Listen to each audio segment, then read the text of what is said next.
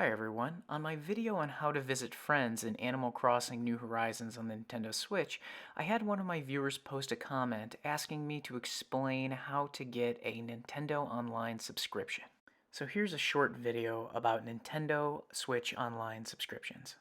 First, let's talk about the types of plans you can get so you can find one that's right for you, or decide that none of them are right for you and you'd rather not have one. There are two overarching types of plans. There's individual memberships and family memberships. Individual memberships come in 1, 3-month, and 12-month increments. Nintendo Switch Online plans have a fee structure similar to some of the other subscription services out there. The 1-month plan is $3.99, but if you did 12 months of that, you'd end up spending about $48, where the 12-month plan is $19.99 for an individual membership. Many companies are willing to give you a lower price if you're willing to lock in for longer, and it's the same thing with Nintendo Switch Online. The individual membership also has a 3-month plan at $7.99 if you feel that that's all you're going to need it for. The next type of membership is the family membership, and it's around $22, $23 or so. The family membership is only sold in 12-month increments. However, at a price point of $22 or so, it's the best value you can have if you have multiple people. A family membership can have up to 8 people on it. An interesting point about the family membership, though, is that the people on the plan don't actually need to be family. Nintendo really doesn't have a way to verify who your family members are, and so you'll have to put in your email in order to get the subscription in the first place. But then it is a process of just putting in the emails of the people you want to include on your plan, and then they'll get a set of instructions on how to activate their accounts on your family plan. They don't have access to looking at your financial information or anything like that, and you actually, as the account holder, have the ability to put parental controls on some of your friends or family. Ultimately, pricing is going to determine which plan you end up with or if you purchase a plan at all. But let's move on to what you actually need in order to purchase a Nintendo Switch Online plan.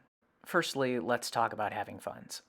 You need a credit card in order to have an account, or you can buy, they look like gift cards. There's actually Nintendo Switch Online subscription cards that you can get at either Best Buy or Target or some of those other large stores. After you have your funds in order, you're going to need to have an email address. Hopefully you already have an email address, but if you don't, they're pretty easy to make and they're usually free. From places like Gmail, which is Google, and Yahoo Mail, which is Yahoo. After you know which email you're going to use, you need something called a Nintendo account.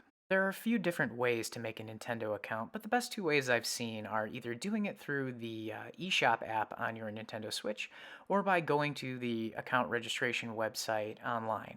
I'll provide a link to the website in the description of this video. What I'm showing you now is the information it asks for when you try to create a Nintendo account. First up, you'll have to choose a nickname, which is what will display on your Nintendo Switch profile, and also other friends you may have on the Nintendo Switch Online may be able to see it. Next up is the email address, like we talked about, but you already have it, so put it in and get going. The other thing to do, like many other websites, is to create a password. It then asks you for your date of birth. If you're under 18, I believe the website asks you to get a parent or adult or guardian in order to be able to put in your email and progress. It then asks you your gender, but you can choose not to specify if, you're non-binary or you just don't like the question. Then asks you your country, your time zone, and has a box for you to agree to the terms of service. So fill those out and agree to continue. It should send you an email verification, which you'd have to go to your email and click on in order to activate the account. If you go to the email you made and you can't find Nintendo's email in your inbox, check your spam folder, but also it may just not have shown up yet. There's a lot of websites that will send out these kind of verification emails on like 15-minute intervals and things like that.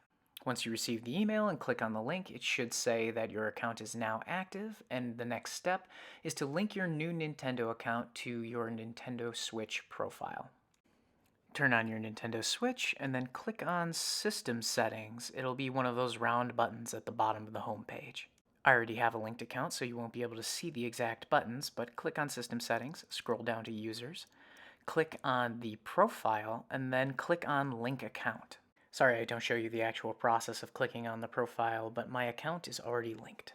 It will ask you to put in your username, email, and password, and doing that correctly should link the account, and it'll give you a message that your account is now linked. Once the account has been successfully linked, it's time to return to the home page and click on the Nintendo eShop button.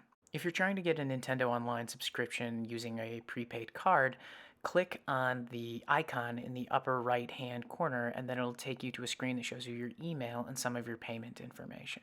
There will be a button there that says Add Funds, and click on that. Enter in the number that came with your card and you should be good to go. If you're paying by credit card, select Nintendo Switch Online and then click on Membership Options.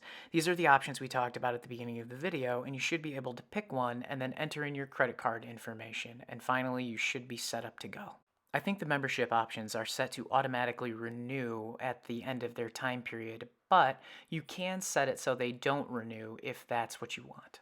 Some other things to mention about a Nintendo Switch Online subscription are that they do give you access to some free retro games, and also, if your subscription lapses, it is possible that you could lose any data that you have saved on the cloud. Also, a Nintendo Switch Online account doesn't inherently have voice chat. You need to download the Nintendo app onto your phone and link your Nintendo account in order to access it.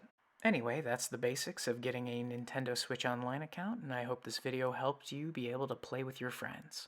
As always, thanks for watching.